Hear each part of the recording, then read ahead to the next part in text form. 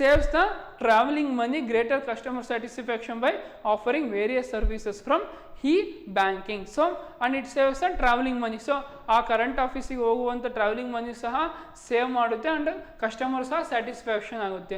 So majorly ಈ banking ಏನು ಮಾಡುತ್ತೆ, concentration give to the customer satisfaction. ಕಸ್ಟಮರ್ಗೆ ಸ್ಯಾಟಿಸ್ಫ್ಯಾಕ್ಷನ್ ಆಗುವಂಥ ಸರ್ವಿಸಸ್ನೇ ಇವರು ಪ್ರೊವೈಡ್ ಮಾಡ್ಕೊಳ್ತಾ ಹೋಗ್ತಾರೆ. ಮೇಜರ್ ಆಗಿ ಇವರು ಕಸ್ಟಮರ್ನ ಅಟ್ರಾಕ್ಟ್ ಮಾಡ್ಕೊಳ್ತಾ ಹೋಗ್ತಾರೆ. So benefits of e banking ಕಸ್ಟಮರ್ಗೆ ಯಾವ ಥರ ಎಲ್ಲ ಇದೆ ಅಂದರೆ, e banking facilitates the digital payments. It facilitates digital payments and promotes transparency in financial statements. So digital payment ಮುಖಾಂತರ ಯಾವುದೇ ಒಂದು ಪೇಮೆಂಟ್ ಇದ್ರೂ ಸಹ ನಾವು ಪೇಮೆಂಟ್ ಮಾಡ್ಬೋದಾಗಿದೆ.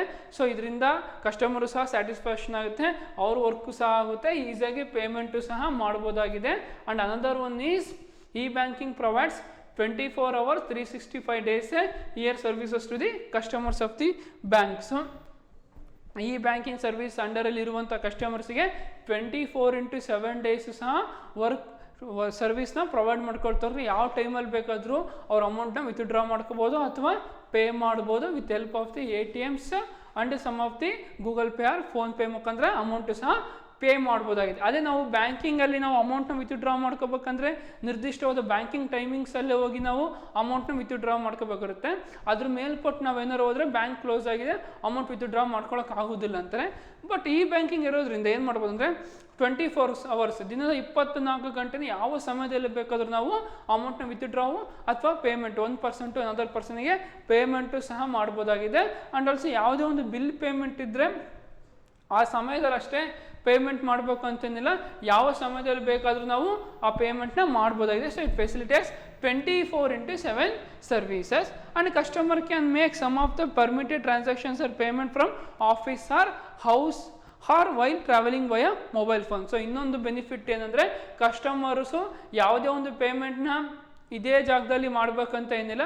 ಸೊ ಅಲ್ಲಿ ಮನೇಲಿ ಕೂತ್ಕೊಂಡಾದರೂ ಪೇಮೆಂಟ್ ಮಾಡ್ಬೋದು, ಅಥವಾ ಅವ್ರು ಇರುವಂಥ ಆಫೀಸಲ್ಲಿ ಸಹ ಪೇಮೆಂಟ್ ಮಾಡ್ಬೋದು, ಅಥವಾ ಟ್ರಾವೆಲಿಂಗ್ ಮಾಡ್ಕೊಳ್ತಾ ಸಹ ಪೇಮೆಂಟ್ ಮಾಡ್ಬೋದಾಗಿದೆ. So it is the one of the major benefit of the e-banking, and it includes a sense of financial discipline by recording each and every transaction. So e-banking ಅಲ್ಲಿ ಇನ್ನೊಂದು advantage ಅಂದರೆ ಎಲ್ಲ ಥರದ transaction, each and every transaction ಸಹ record ಆಗಿರುತ್ತೆ. So ಯಾವ ಸಮಯದಲ್ಲಿ ಯಾವ ಟ್ರಾನ್ಸಾಕ್ಷನ್ ಮಾಡಿದ್ರೆ ಅನ್ನೋದು ಸಹ ಈ ಎಲೆಕ್ಟ್ರಾನಿಕ್ ಬ್ಯಾಂಕಿಂಗಲ್ಲಿ ರೆಕಾರ್ಡ್ ಆಗುತ್ತೆ with date and time.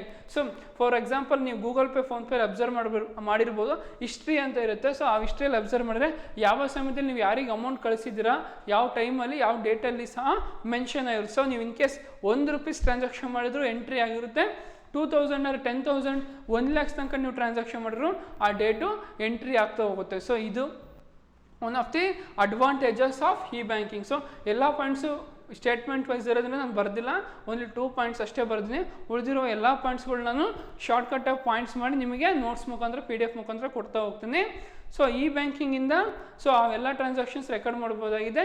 So for example ನೀವು ಬ್ಯಾಂಕಿಂಗಲ್ಲಿ ಅಬ್ಸರ್ವ್ ಮಾಡಿದ್ರೆ ಬೈ ಹ್ಯಾಂಡಲ್ಲಿ ಎಲ್ಲ ಟ್ರಾನ್ಸಾಕ್ಷನ್ಸ್ ಮೇಂಟೈನ್ ಮಾಡ್ತಾ ಇರ್ತಾರೆ. ಇನ್ ಕೇಸ್ ಆ ಬುಕ್ಸ್ ಏನಾರು ಕಳೆದೋಗ್ತಂದರೆ ಎಲ್ಲ ಟ್ರಾನ್ಸಾಕ್ಷನ್ ಮರ್ತೋಗುತ್ತೆ.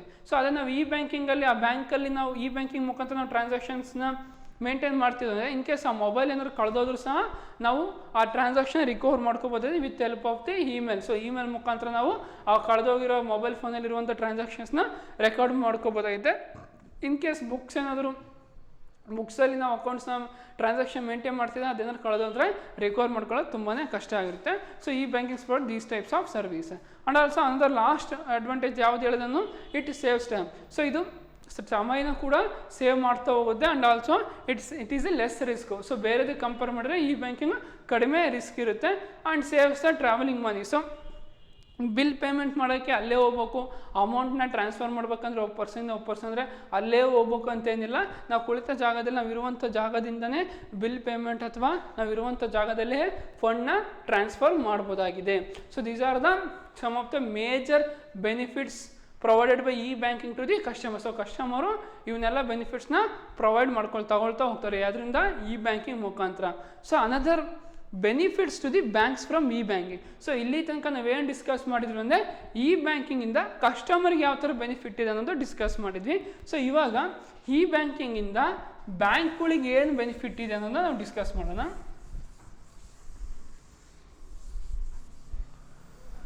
ಸೊ ಈ ಬೆನಿಫಿಟ್ಸಲ್ಲಿ ಎರಡು ಥರ ಬರುತ್ತೆ. Benefits of e banking to the customer. So e ಬ್ಯಾಂಕಿಂಗಿಂದ ಕಸ್ಟಮರ್ಗೆ ಯಾವುದೆಲ್ಲ ಬೆನಿಫಿಟ್ಸ್ ಇದಾವೆ ಅಂತ. ಸೊ ನಾವು benefits to the banks from e banking. So e ಬ್ಯಾಂಕಿಂಗಿಂದ ಬ್ಯಾಂಕಿಂಗೆಲ್ಲ ಏನೆಲ್ಲ ಫೆಸಿಲಿಟೀಸ್ ಏನೆಲ್ಲ ಅಡ್ವಾಂಟೇಜಸ್ ಇದಾವೆ ಅಂದರೆ, the first one is these are also in the statement wise. ಇವನು ಸಹ ಸ್ಟೇಟ್ಮೆಂಟ್ ವೈಸೇ ಇದ್ದಾವೆ. ಸೊ ಯಾವ ಥರ ಅಂದರೆ, e banking provides competitive advantage to the bank. So e ಬ್ಯಾಂಕಿಂಗಿಂದ ಒಂದು ಉತ್ತಮವಾದ ಅನುಕೂಲ ಸಹ ಬ್ಯಾಂಕ್ಗಳಿಗಿದ್ದಾವೆ. ಎಲ್ಲ ಟ್ರಾನ್ಸಾಕ್ಷನ್ ಸಹ ಇ ಬ್ಯಾಂಕಿಂಗ್ ಮುಖಾಂತರನೇ ಮೇಂಟೈನ್ ಮಾಡೋದ್ರಿಂದ ಅದು ಹೆಲ್ಪ್ ಆಗ್ತಾ ಹೋಗುತ್ತೆ. ಎಲ್ಲ ಬ್ಯಾಂಕ್ಗಳಿಗೂ ವರ್ಕ್ ಲೋಡು ಸಹ ಕಡಿಮೆ ಆಗ್ತಾ ಹೋಗುತ್ತೆ. E banking provides unlimited network to the bank. So ನಾನಾ ಬೇರೆ ಬೇರೆ ದೇಶಗಳಲ್ಲಿ ಬೇರೆ ಬೇರೆ ಬ್ರಾಂಚಸ್ ಸಹ ಈ ಬ್ಯಾಂಕಿಂಗ್ ಯೂಸ್ ಆಗೋದ್ರಿಂದ ಒಂದು ದೇಶದಲ್ಲಿರೋ ಬ್ಯಾಂಕಿಂದ ಇನ್ನೊಂದು ದೇಶದಲ್ಲಿರೋ ಬ್ಯಾಂಕಿಗೆ ಸಹ ಅಮೌಂಟ್ನ ಟ್ರಾನ್ಸ್ಫರ್ ಮಾಡ್ಬೋದು. ನೆಟ್ವರ್ಕು ಸಹ ಇಂಪ್ರೂವ್ ಆಗ್ತಾ ಹೋಗುತ್ತೆ. ಬ್ಯಾಂಕು ಸಹ ಗುಡ್ ವಿಲ್ ಸಹ ಇನ್ಕ್ರೀಸ್ ಆಗ್ತಾ ಹೋಗುತ್ತೆ. And also E banking also helps in attracting new customer for a bank. So ಈ ಬ್ಯಾಂಕಿಂಗ್ ಏನು ಮಾಡುತ್ತೆ, ನ್ಯೂ ಕಸ್ಟಮರ್ನ ಈಸಿಯಾಗಿ ಅಟ್ರಾಕ್ಟ್ ಮಾಡ್ಕೋಬೋದು. ಬಿಕಾಸ್ ಕಸ್ಟಮರ್ ಅಟ್ರಾಕ್ಟ್ ಆಗೋದೇ ನ್ಯೂ ಸರ್ವಿಸಸ್ ಪ್ರೊವೈಡ್ ಮಾಡಿದ್ರೆ.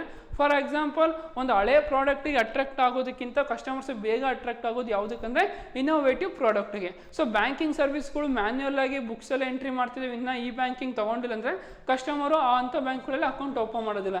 So in case E banking facilities ಇದ್ರೆ ಅಂದರೆ ಆ ಥರ ಬ್ಯಾಂಕ್ಗಳಲ್ಲಿ ಕಸ್ಟಮರ್ಸ್ ಏನು ಮಾಡ್ತಾ ಹೋಗ್ತಾರೆ, ಅಮೌಂಟ್ನ ವಿತ್ಡ್ರಾ ಮಾಡಿ ಅಕೌಂಟ್ಸ್ನ ಓಪನ್ ಮಾಡ್ತಾ ಇರ್ತಾರೆ. So one of the benefits to the bank is the e banking also helps in attracting new customer for a bank because of the availability of the innovative banking facilities. And also workload on branches can be considerably reduced by the e-banking. So e-banking ಅಲ್ಲಿರುವಂತಹ ಫೆಸಿಲಿಟಿಯಿಂದ work load ಸಹ ಕಡಿಮೆ ಆಗ್ತಾ ಹೋಗುತ್ತೆ. ಯಾವ ಥರ ಅಂದರೆ, for example, ಈ ಎಲ್ಲ ಒಂದು ಟ್ರಾನ್ಸಾಕ್ಷನ್ ₹1 ಟ್ರಾನ್ಸಾಕ್ಷನ್ ಮಾಡಿದ್ರು ಬೈ ಹ್ಯಾಂಡೇ ಬರಿಬೇಕಾಗಿರುತ್ತೆ. ಇ ಬ್ಯಾಂಕಿಂಗ್ ಇಲ್ಲಾಂದರೆ ₹1000 ನಾವು ಟ್ರಾನ್ಸಾಕ್ಷನ್ ಮಾಡಿದ್ರು ಬೈ ಹ್ಯಾಂಡಲ್ಲೇ ಬರಿಬೇಕಾಗುತ್ತೆ. So with day to time ಎಲ್ಲ ಬರೆಯೋದು ಸುಮ್ಮನೆ ಕಷ್ಟ ಆಗುತ್ತೆ. ಇನ್ ಕೇಸ್ ಬರೆದ್ರೂ ಸಹ ಲೆಡ್ಜರ್ ಏನಾದರೂ ಕಳೆದೋತಂದರೆ ಎಲ್ಲ ಟ್ರಾನ್ಸಾಕ್ಷನ್ಸು ಲಾಸ್ ಆಗ್ತಾ ಹೋಗುತ್ತೆ. ಬಟ್ ಮತ್ತೆ ಅಗೇನ್ ಹೊಸದಾಗಿಂದ ಬರೀಬೇಕಾಗುತ್ತೆ. It is very difficult to write once again. So e banking ಮುಖಾಂತರ ಏನಂದರೆ, ಸೊ ಮ್ಯಾನ್ಯಲ್ಲೇ ಕಂಪ್ಯೂಟ್ರಲ್ಲೇ ಎಂಟ್ರಿ ಮಾಡಿರೋದ್ರಿಂದ ಅದನ್ನ ನಾವು 2 ಥರ ಕಟ್ ಕಾಪಿ ಮಾಡಿ ಸೇವ್ ಮಾಡ್ಕೋಬೋದು. ಇನ್ ಕೇಸ್ ಒಂದು ಫೈಲ್ ಏನಾದರೂ ಡಿಲೀಟ್ ಆಯ್ತಂದರೆ ಇನ್ನೊಂದು ಫೈಲ್ ಅವೈಲೇಬಲ್ ಇರುತ್ತೆ. ಆ್ಯಂಡ್ ಆಲ್ಸೋ ವರ್ಕ್ ಲೋಡು ಸಹ ಕಡಿಮೆ ಆಗ್ತಾ, ಯಾವುದೇ ರೀತಿ ಡೇ ಟು ಟೈಮು ನಾವು ಮೆನ್ಷನ್ ಮಾಡಬೇಕಂತೇನಿಲ್ಲ, ಆಟೋಮೆಟಿಕ್ಕಾಗಿ ಎಲ್ಲ ಡೇಟ್ ಆ್ಯಂಡ್ ಟೈಮು ಇನ್ಬಿಲ್ಟಾಗೆ ರೆಕಾರ್ಡ್ ಆಗ್ತಾ ಹೋಗುತ್ತೆ. So work load on branches can be ಕನ್ಸಿಡರಬಲಿ reduced by the e banking. So e banking ಮುಖಾಂತರ ಬ್ಯಾಂಕಿಗೂ ಸಹ ಬೆನಿಫಿಟ್ಸ್ ಇದೆ ಆ್ಯಂಡ್ ಕಸ್ಟಮರ್ಗೂ ಸಹ ಬೆನಿಫಿಟ್ಸ್ ಇದೆ. ಸೊ ನಾವು ಯಾವ ಥರ ಬೆನಿಫಿಟ್ಸ್ನ ಡಿವೈಡ್ ಮಾಡ್ಬೋದು ಅಂದರೆ, ಬೆನಿಫಿಟ್ಸ್ ಟು ಕಸ್ಟಮರ್ಸ್. ಸೊ ಕಸ್ಟಮರಿಗೆ ಇ ಬ್ಯಾಂಕಿಂಗಿಂದ ಏನು ಬೆನಿಫಿಟ್ಸ್ ಅಂತ ಡಿವೈಡ್ ಮಾಡ್ಬೋದು. And also benefits to customer from e banking.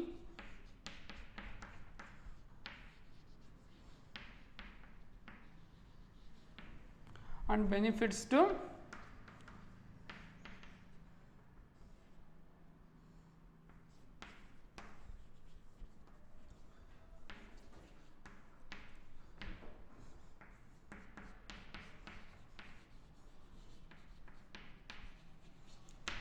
So ಯಾವ ಥರ ನಾವು ಡಿವೈಡ್ ಮಾಡ್ಬೋದು ಬೆನಿಫಿಟ್ಸ್ ಅಂದರೆ, ಬೆನಿಫಿಟ್ಸ್ ಟು ಕಸ್ಟಮರ್. ಸೊ ಕಸ್ಟಮರಿಗೆ ಇ ಬ್ಯಾಂಕಿಂಗಿಂದ ಏನೇನೆಲ್ಲ ಅನುಕೂಲಗಳು ಅದನ್ನು ಸಹ ನಾವು ಡಿಸ್ಕಸ್ ಮಾಡಿದ್ದೀವಿ. And also benefits to banks from e banking. So ಅಲ್ಲಿರುವಂಥ ಈ ಬ್ಯಾಂಕಿಂಗಿಂದ ಏನೆಲ್ಲ ಬೆನಿಫಿಟ್ಸ್ ಬರುತ್ತನ್ನು ಸಹ ಡಿಸ್ಕಸ್ ಮಾಡಿದ್ವಿ.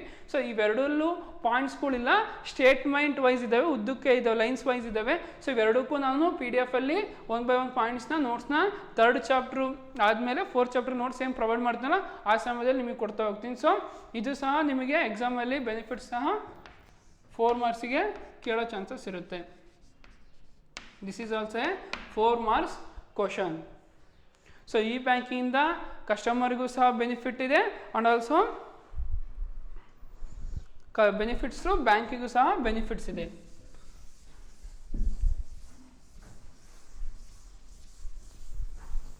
ಸೊ ಇಂದಿನ ತರಗತಿಯಲ್ಲಿ ನಾವು ಏನೆಲ್ಲ ಡಿಸ್ಕಸ್ ಮಾಡಿದ್ವಿ ಅಂದರೆ, ಇನ್ today's class we discuss the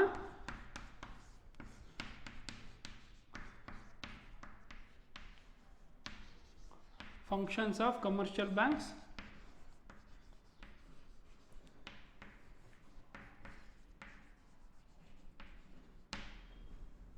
and also we discussed the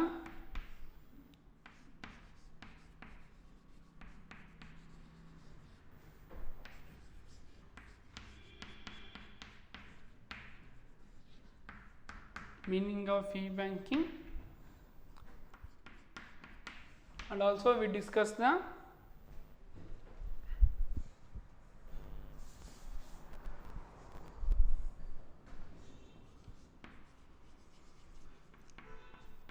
benefits of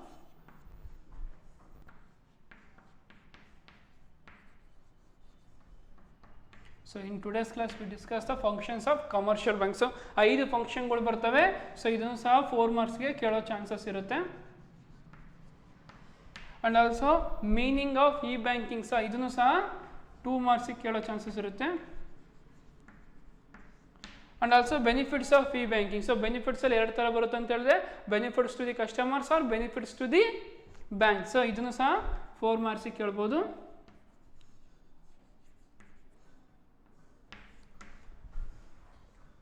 And another one is